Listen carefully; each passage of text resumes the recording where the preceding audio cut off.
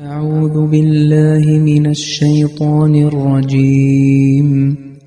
بسم الله الرحمن الرحيم. وإذ قلنا للملائكة اسجدوا لآدم فسجدوا إلا إبليس أبى واستكبر وكان من الكافرين. അസ്സലാമു അലൈക്കും വറഹ്മത്തുള്ളാഹി വബറകാതുഹു. സൂറത്തുൽ ബഖറയിലെ 35-ാമത്തെ ആയത്താണ് നിങ്ങൾ ശ്രവിച്ചത്. ഈ ആയത്തിൻ്റെ ബാക്കി വിശദീകരണത്തിൽ സയ്യിദുനാ മുസ്ലിം മൗഊദ് റളിയല്ലാഹു അൻഹു വിശുദ്ധ ഖുർആനിൽ ഇബ്ലീസ് എന്ന വാക്കും ഷെയ്ത്താൻ എന്ന വാക്കും തമ്മിലുള്ള വ്യത്യാസം വിശദീകരിച്ചുകൊണ്ട് പറയുന്നു. ഇബ്ലീസ് എന്ന പേര് ഖുർആനിൽ 11 സ്ഥലങ്ങളിൽ പരാമർശിക്കപ്പെട്ടിട്ടുണ്ട്. ഈ 11 സ്ഥലങ്ങളിൽ സൂറത്തുൽ ശൂറ, സൂറത്തുൽ സബാ എന്നീ 2 സൂറത്തുകൾ ഒഴികെ ബാക്കി എല്ലാ സ്ഥലങ്ങളിലും ഇബ്ലീസ് എന്ന പേര് ആദമിനെ സുജൂദ് ചെയ്യാൻ വിസമ്മതിച്ച സന്ദർഭത്തിലാണ് പരാമർശിക്കപ്പെട്ടിരിക്കുന്നത്.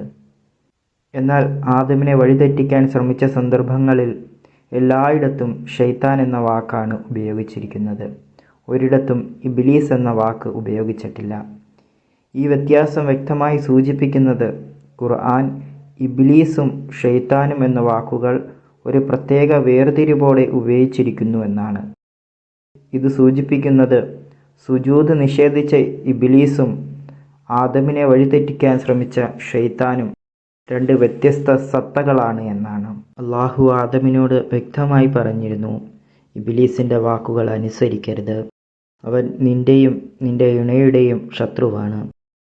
ഈ വ്യക്തമായ നിർദ്ദേശത്തിനു ശേഷം ആദം നബി അറിഞ്ഞുകൊണ്ട് ഇബ്ലീസിൻ്റെ വഞ്ചനയിൽ വീഴുക എന്നത് അസാധ്യമായ കാര്യമാണ്. മാത്രവുമല്ല, ഖുർആൻ ഇത് നിഷേധിക്കുകയും ചെയ്യുന്നു.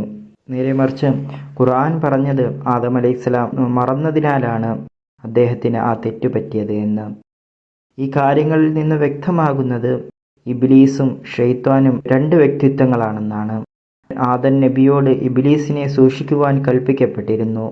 എന്നാൽ ഇബ്ലീസിൻ്റെ പ്രതിനിധിയായോ പിന്തുണക്കാരനായോ വന്ന ഷെയ്ത്താനെ മറ്റൊരു വ്യക്തിത്വമായി കരുതി അതിൽ പൂർണ്ണമായി ജാഗ്രത കാണിക്കാതെ ആദം അലൈഹിസ്സലാം തെറ്റു ചെയ്തു. ഖുർആനിൽ ഒരു മനുഷ്യനെയും ഇബ്ലീസ് എന്ന് വിളിച്ചിട്ടില്ല. വിശുദ്ധ ഖുർആനിൽ ഇബ്ലീസ് എന്ന പദം മലക്കുകൾക്കെതിരായി പ്രവർത്തിക്കുന്ന ഒരു വ്യക്തിത്വത്തിനോ തിന്മയുടെ പ്രേരക ശക്തിക്കോ മാത്രമാണ് ഉപയോഗിച്ചിരിക്കുന്നത്. എന്നാൽ ഷെയ്ത്താൻ എന്ന വാക്ക് ദുഷ്ടാത്മാക്കൾക്കും മനുഷ്യർക്കും ഉപയോഗിച്ചിട്ടുണ്ട്. ദുഷ്ടാത്മാക്കൾക്ക് ഈ വാക്ക് പലതവണ ഉപയോഗിച്ചിട്ടുണ്ട്. മനുഷ്യർക്ക് താരതമ്യേന കുറവായി മാത്രമാണ് ഉപയോഗിച്ചിട്ടുള്ളത്. ഉദാഹരണത്തിന് സൂറത്തുൽ ബഖറയിൽ മുനാഫിഖീങ്ങളെ കുറിച്ച് അള്ളാഹു പറയുന്നു, വൈദാ ഖലൗ ഇലാ ശയാതീനിഹിം ഖാലു ഇന്നാ മഅക്കും. അവർ തങ്ങളുടെ ശൈത്താന്മാരോട് ഒറ്റയ്ക്ക് കൂടുമ്പോൾ പറയും, ഞങ്ങൾ നിന്നോടൊപ്പമാണ് എന്ന്.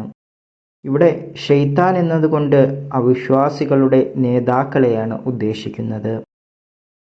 അതിനുശേഷം പൊതുവായി ഉയരുന്ന ഒരു ചോദ്യമായ അള്ളാഹു തൻ്റെ ദാസന്മാരെ വഴിപിഴപ്പിക്കാൻ ആഗ്രഹിക്കുന്നത് കൊണ്ടാണോ ഇബ്ലീസിനെ സൃഷ്ടിച്ചത് എന്ന ചോദ്യത്തിന് മറുപടിയായി ഹുസൂർ പറയുന്നു, അള്ളാഹു മനുഷ്യന് നന്മയും തിന്മയും തിരഞ്ഞെടുക്കുവാനുള്ള കഴിവും സ്വാതന്ത്ര്യവും നൽകിയിട്ടുണ്ട്.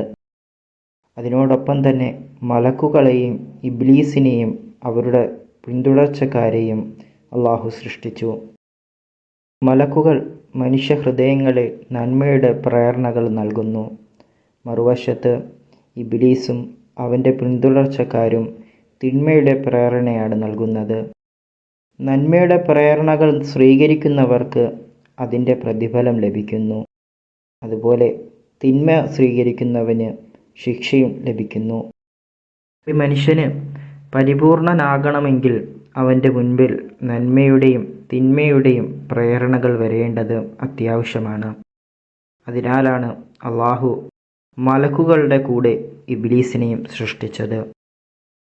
അതുപോലെ വിശുദ്ധ ഖുർആൻ വ്യക്തമാക്കിയ ഒരു കാര്യമാണ് ഇബ്ലീസിനോ ഷെയ്ത്താനോ ഒരു മനുഷ്യൻ്റെ മേലും യാതൊരു അധികാരവുമില്ല എന്ന്. ആളുകൾ സ്വന്തം ഇഷ്ടപ്രകാരമാണ് അവനെ പിന്തുടർക്കുന്നത്.